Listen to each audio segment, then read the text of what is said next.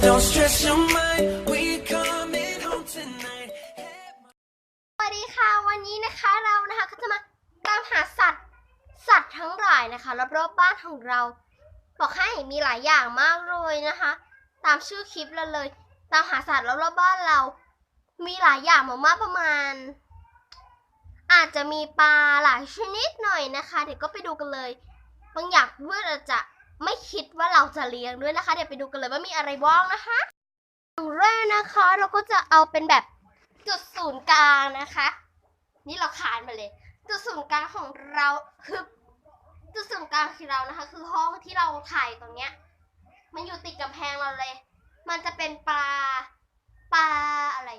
ปลาม้าลายอาจจะเป็นแบบคล้ายๆม้าลายเป็นลายขาวดำใช่ไหมแต่อันนี้เป็นสีชมพู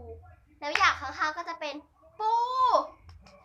ไม่ใช่ปูน้ำเป็นปูบกเดี๋ยวไปดูกันเลยเดี๋ยวถึงก็แม่นึง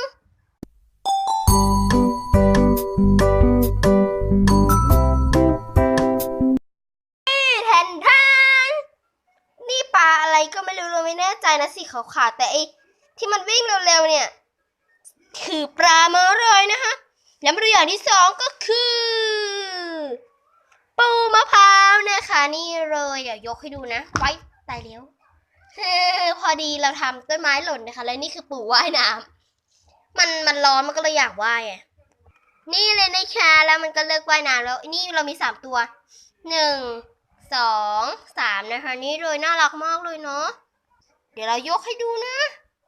โอ้โหมันขดตัวเข้าไปเดี๋ยวให้ตัวดูที่มันให้ดูตัวนี้ดีกว่านะเจ้าหนูนี่เลยที่มันคือปูแต่มันอยู่ในเปลือกหอยนะไปดูอย่างต่อไปกันเลยต่อไปนะคะนี่เราอยู่ในห้องน้ำเลยในห้องน้ำเป็น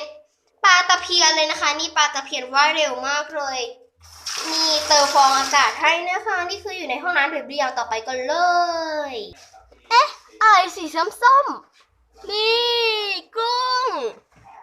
ขอบกุ้งเลยนะคะนี่เราเลี้ยงกุ้งนะคะนี่ตัวเราเลี้ยงตั้งแต่ตัวเล็กจิ้วหนึ่งจนถึงตัวใหญ่เลยนะคะเราเลี้ยง2 พันนะ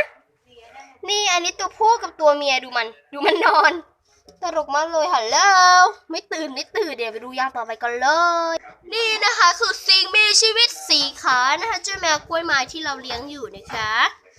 เนาะกล้วยไม้อย่างต่อไปนะคะคืออย่างสุดท้ายแล้วอะมันอยู่หน้าบ้านเรานี่คือวิวหน้าบ้านเรานะคะปลาหางนกยูงอ้าวหายไปหมดเลยต้องให้อาหารเราเลี้ยง2 อ่างมันอาจจะเห็นไม่ค่อยชัดนะเพราะว่า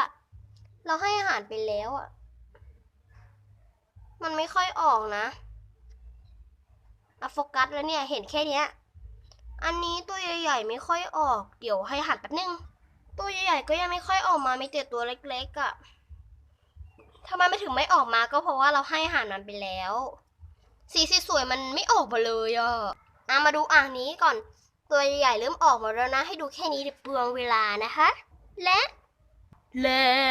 ะนี่นะคะคือทั้งหมดที่เราตามหานะคะทั่วบ้านของเราเลยนะคะบ๊ายบายนะคะเพื่อนๆเมื่อกี้นะคะตรงที่แมววิ่งไปอาจจะรกนิดนึงนะคะมีตัวไม่สนใจนะคะ